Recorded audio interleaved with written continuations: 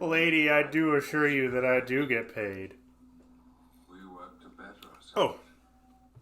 Hey, I was just watching some Christmas Star Trek there. Welcome to the Christmas episode. We're missing just a little something here. A crackling fire, and... I said crackling fire, just give me 1 second.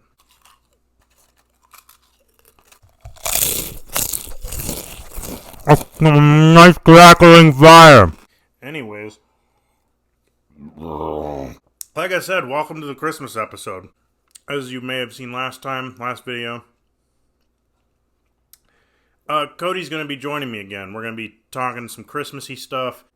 It's going to be fun. Got some cool little topics, questions to go through. Just, things to reflect on this holiday season. I did say this was going to be the last video of the year, and I intend on keeping that promise, but you never know what's going to happen. So, on that note, just going to kind of hang out. We're going to go grab some food first, and then we're going to sit down and do this thing. So, we'll see you down in the cave here in a little bit. Welcome to the rest of the Christmas episode. Ho, ho, ho. What he said. So, I prepared some talking points and questions, as I said, that we're going to talk about. Let's just dive right into it. I have no clue what he's about to ask me. Zero. Top 3 Christmas dinner sides right now. Go. 1. Mashed potatoes. 2. Cornbread. 3. What's it called? Deviled eggs. Get out of here. Bro. I would argue the cornbread is top staple any holiday side. Oh, definitely. Mashed potatoes. I'm torn between mashed and baked. Because sometimes, I know baked potatoes are not the traditional side. That'd be more like I guess that is kind of a Thanksgiving thing. But I'd argue it's a good alternative. Yeah, good baked potato is hard to beat. Mashed isn't bad. I'm not so big on gravy, though, just because, we're getting old and we have digestive issues. Yeah, true. Gravy kind of does that for me. Alternative to cornbread. Corn casserole. Yeah. With some of the breading in it. My mom does. She did it for Thanksgiving this year. Now, I'd agree on those two. What was the third thing? You said deviled eggs, and that's when I said get out of here. Yeah. Oh, come on, man. Come on. I love deviled eggs. They're awesome. They're made correctly. They're great. Hey, remember that thing you were worried about right before we started filming? Which thing?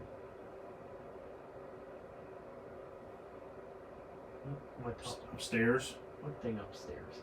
I'm very confused right now. What was I worried about? He was scared he clogged the toilet. Oh, yeah.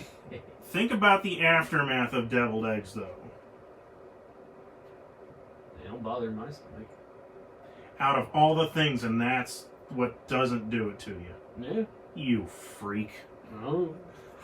I'm just built different. I would say a good, and again, this isn't a traditional side, but I like to think outside the box, because if you do the same side every single holiday, it's going to get boring. Fair. Some kind of pasta salad. Ooh. Some good veggies in there. We had our Christmas potluck at Big Lots when I worked there a couple of years ago. Almost 2 years to the week.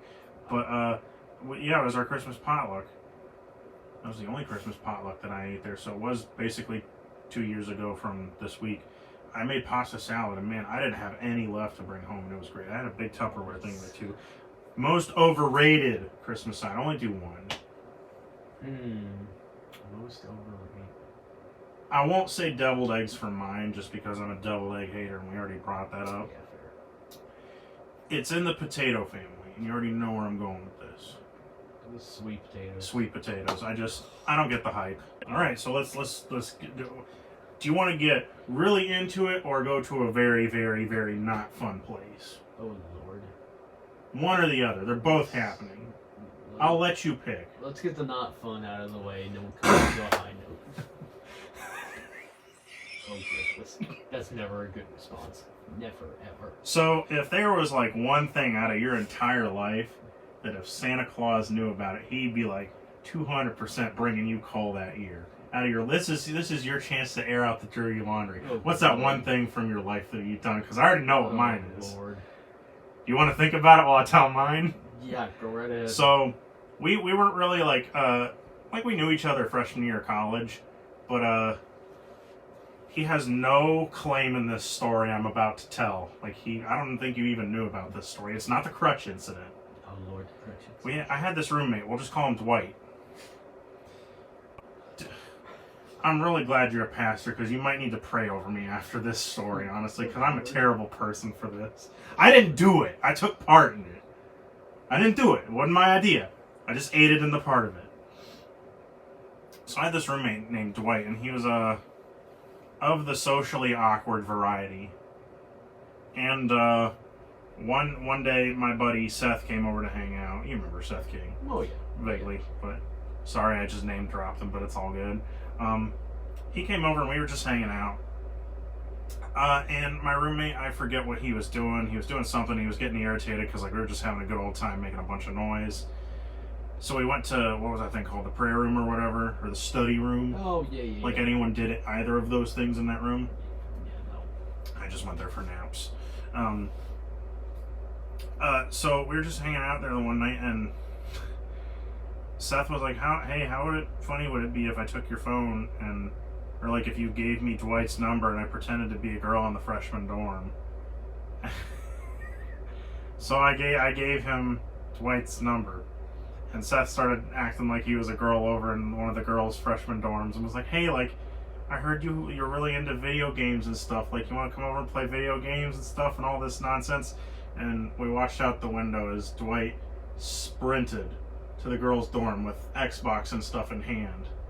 And it only took him about 10-15 minutes of being over there in the lobby. He came back, and he was not happy.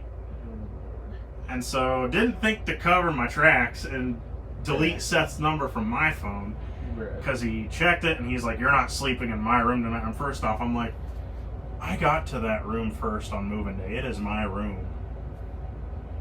So needless to say, I slept in the prayer room that night, and then some of the guys heard what happened and proceeded to bring my mattress from my room down the hall to the prayer room and brought it into the prayer room for me. So I slept in there that whole night, and there's no door to was there a door to the prayer room? I don't think there was. I think so. It's just kind of, the people were walking by and I'm laying there like spread eagle, like just snoring up a storm. I don't think I even slept that night because he was that mad. He was almost more mad at that than the crutch incident that I think I've told before. That is impressive. He was really mad at I wouldn't have gotten any presents that year. And I've only told that story to 2-3 people in my entire life. That's 7-year-old story. So yeah. What kind of terrible person have you been? Oh Lord. Well, you added me as a pastor, so that doesn't help. Probably the one that comes to mind is when I was 10, 11, and I have a younger sister. We were out back in our backyard. We had enough space to play wiffle ball. Oh God. And I always liked to be the batter. I never liked to pitch because it just wasn't really fun. I already know where this is going. And so of course we played with the house kind of behind us because brick house. If the plastic wiffle ball hits it, it's going to bounce off and roll in the grass. Well, I wanted to get my sister out quickly so I could go back to being the batter, hitting the ball way up our hill that we had, and she could go running, and I get to just stand there and have a good time. So I would throw the ball way out to the side where she couldn't even hope to hit it.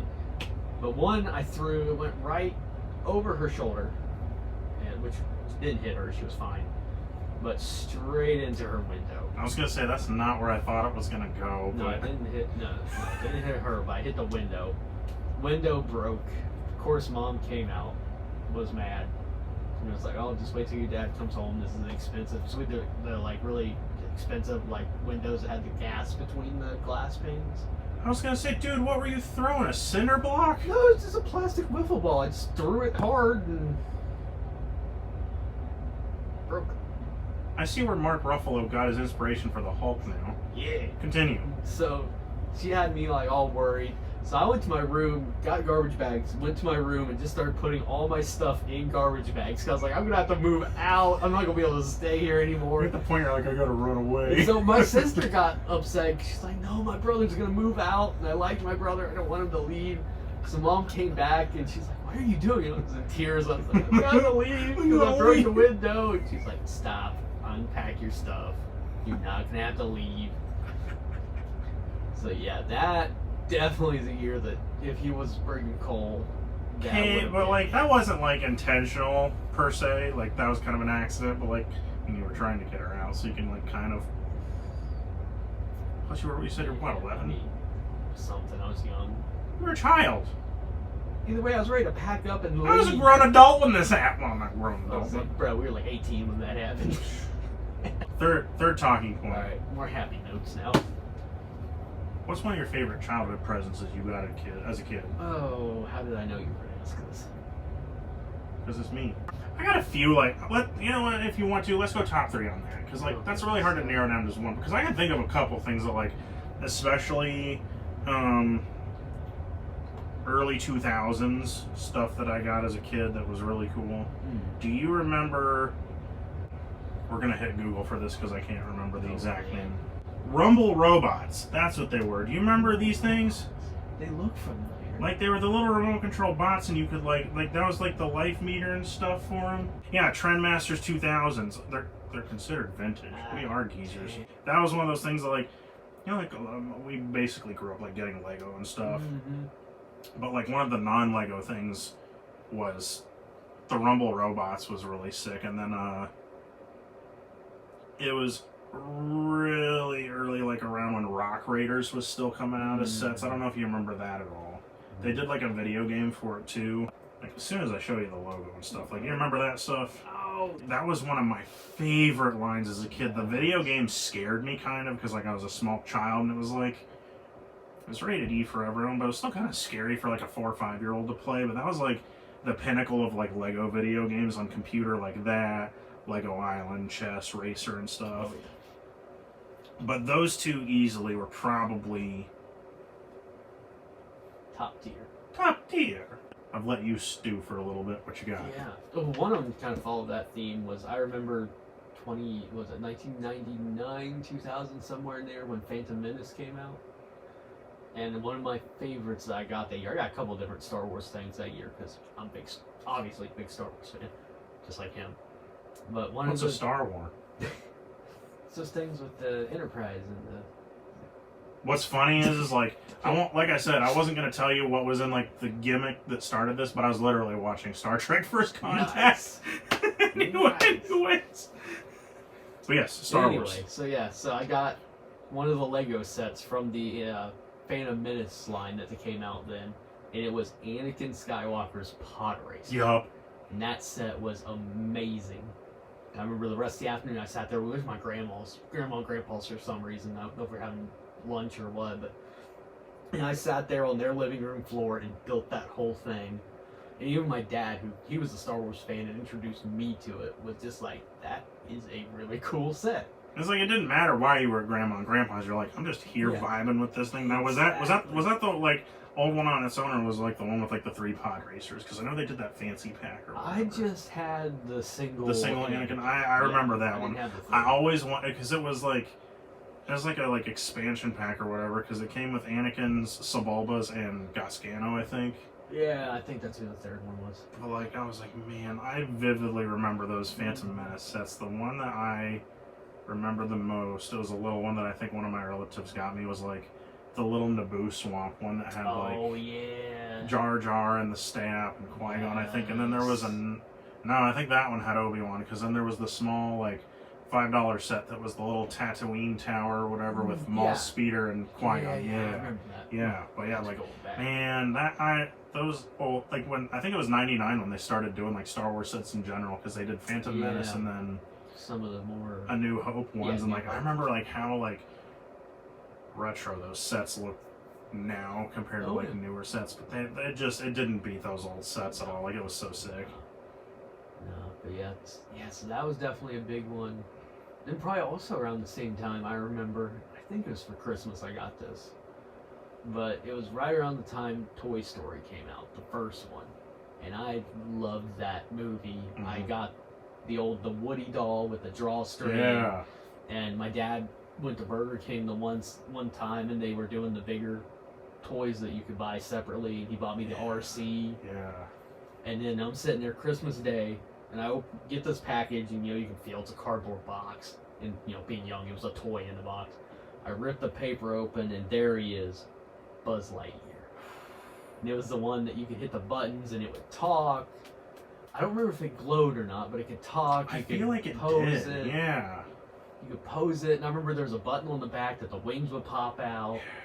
Oh, so cool. Now, did it have the karate chop button on the back too? Because I know there was like, No, I don't know not. if that one did. There was one iteration, it might have been like a McDonald's toy or something, where they had it do that. And I was Yeah, like, well, I think they did two versions. One Yeah. that did the karate chop, and one that just was like regular yeah. posability for that time. Right, I right. had the non-karate chop one. Man, that was back in the day when like fast food toys were actually worth Mhm. getting. Do you remember? It was the Matthew Broderick Inspector Gadget. Oh, and you could get the different The pieces parts and that build go- the figure. Oh, dude, yes! I had I was- several of those. I was just watching on TikTok the other day. This guy like has like vintage toys, specifically like fast food vintage toys, and he did each part like he'd explain the piece to that Inspector Gadget in length and put it together. So it took like 6, like 5-minute long videos to get through to see the end product. I was like, man, like that's my childhood right there. So nostalgic. Speaking of childhood, this doesn't count necessarily as like childhood per se, because like I've gotten new favorite things over the years. Top 3 Christmas movies, go. Top 3 Christmas movies. It's a Wonderful Life. The Grinch. Either the one with Jim Carrey, or I do kind of like the new one that Illumination did. Oh, that one's 3 years fantastic. ago. Yeah, Benedict So Cumberbatch. either one of yeah. those, either one of those Grinches. And I mean, I'm a sucker for the classics, so it's gotta be like Charlie Brown, Rudolph, Frosty, any of those. Those are all good, but let me see you those and raise you to this. Home Alone 2, Lost in New York. All right. I mean, if we're talking Home Alones, I like the first one better. But It goes 2, 1, 3. Nothing else matters. There's a 3. Dude, there's like Are 6. we acknowledging the 3? Yeah. Oh, the laptop shut. Are we gonna opening this can of worms right now? I don't know if I want to. 3 as its own thing. If you're not comparing it to the originals, it has some pretty dang good traps. Like this one goes out to my boy Jordan Sloan. We used to watch it we used to watch 2 and 3 every Christmas, like religiously for like the past 5 years. And 3 had some great moments in it. Fantastic moments in it. Fun fact. I mean, you've seen that one, right? Yeah, because it's the one without Kevin, right? Yeah. It's got a different kid. It's got the 4 Russians that are trying to get the chip back. Yes, So the yes, girl in that yes. was in Kenobi. Really? She was the 5th sister. No, 3rd sister. Yeah, the one with the green tentacles and stuff. was Same lady. her? Same Oh lady! my goodness, I did not know that. Oh God, look it up. I did not know that. So we got Home Alone 2. I know I'm gonna get hate for this one by some of y'all bozos. Elf. That was going to my honorable mention. I ironically love Elf. Such a good movie. And then a Charlie Brown Christmas, I'd have to go with that for 3. My honorable mention, only because of how often I quote it, The Santa Claus. Yeah. Are you with Hatsutashi? You're losing me on that reference. Denny's. He burns the turkey. Oh, yes. And all the Japanese businessmen are there. Yes. I had to think about that one for a minute. I just saw the light go out. I'm like, It's the old hamster's age. not running in his wheel right now. It's the old age. You're literally 6 years. I'm what? A little older than that. 6 months younger than me. Yeah. Respect your elders, or I'll break your kneecaps. Now I'm good. Oh, favorite Christmas song.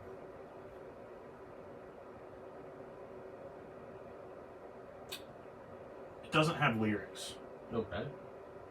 but it's in Charlie Brown Christmas. The track titled "Skating." Oh yeah, when they're out on the lake and all this kind of. No, that one's the Is that- Christmas Time is Here. That's yeah. The skating one is when they're trying to hit the can or whatever off the fence. Because, like, Lucy's making fun of Or Lucy, that's the other Lucy's one. making fun of Linus for the blanket, and she's like, "What are you gonna do with it when you grow up?" And he's like, "Maybe I'll make it into a sport coat." And then he uses it as a slingshot. Yeah. Yes, okay, I remember which one you're talking about now. Because they're like standing there tasting the snow. Oh, yeah. And Lucy says it's too early and she never eats snow and she waits Yeah. till January. You And gotta wait till it's ripe snow. Or... Linus is like, they sure seem ripe to me. Yeah. Yeah, I'd say that's one of my favorites. And like anything Vince Guaraldi trio, especially like Charlie Brown Christmas, just hits. Yes. I remember I went to Half Price Books and I found an original cassette tape of the soundtrack. Lucky. Like, I'll probably never like realistically play that just because I want to preserve it. But like having it in the collection is great. Like I think I still have probably in that shelf there somewhere. Like, I think I have my Charlie Brown Christmas in there. Nice. Because it's one of those staple movies that, like, every holiday season I pull out the Peanuts stuff. And since certain companies made decisions to not show them on TV anymore, like won't name any names, still just a little salty about it. I know, it's gonna sound so random, but Grandma got run over by a reindeer. Favorite I'm gonna say non-church one. That's it. And the best part is that my grandma blessed and I would watch the movie together. The cartoon? Yes. The one where Cousin Mel tries to steal everything from Grandma? Yes. We would watch that together every Christmas Grandpa's season. gonna sue the pants off of Santa. And my grandma got the biggest kick out of the movie. I would put that in, like, Oh, so good. out of top 5 Christmas movies. You gotta add that one. I forgot about that. Yeah, I've got that on DVD. I need to bust that out. Dude, that is, I forgot about that. Yeah. It's a church song. No, it's gonna be Silent Night. Just because it's usually at the end of the service. It's really quiet and calm when we sing it. Until a child starts screaming. Yeah, or it's midnight and we're still at church. But Christmas Eve, you do that. Yeah, oh, favorite non-Christmas Christmas movie. So we're like talking like, as much as I hate admitting this, Die Hard, Batman Returns, I think that's the one. Yeah. Oh goodness, there's one I saw the other day. They're like, yeah, it's not technically a Christmas movie, but it's set at Christmas. Yeah, that's right. Ghostbusters 2, that's That's one. right. That does take place over Christmas. I'm looking around at all the Funko Pops, see if anything reminds Something me. is gonna pop out. I remembered because I looked over there. Jurassic World. That one's over Christmas? Yeah. Huh. Because remember when they leave to go on the plane to go to the island, the 2 kids do? Yeah. It's in the winter. Huh. I guess because it's on a tropic island, I didn't think about that. Yeah. Huh. Jurassic World takes place at Christmas time, but this is only apparent in the opening. Complete with Tony Bennett's Have Yourself a Merry Little Christmas. Huh. The more you know. I knew there was something, but I couldn't remember what it was. The more you know. You better watch out. You better not cry, because Santa Claus might be using flying velociraptors this year. You never know. Classic. You know what else is a non-Christmas Christmas movie? What? I literally just watched this 2 days ago and didn't think about it. What? Hook. Hook? Yeah. Excellent. Set during Christmas time, Steven Spielberg's Hook focuses on an adult Peter Pan who has forgotten all about his childhood and his time not growing up in Neverland. Alright. Yeah. Well, because it's snowing and stuff when they... That's the sound of a flushing toilet. It's like snowing and stuff in there when they get over to the UK. Fun fact, Phil Collins was in that. What? Yeah. He was. You don't believe me, do you? Who was he? So you remember when the kids first get kidnapped and the police come to the house and stuff? Yeah. He's the inspector with the mustache. Really? Oh man, back to the Google. That guy. Holy smokes. Yeah. Wow. But yeah, I think that's all I got for real this time. Yeah. You didn't even look for Christmas sweaters at Walmart. I've got like 3 or 4 of them already, so... You need 5 more. I mean...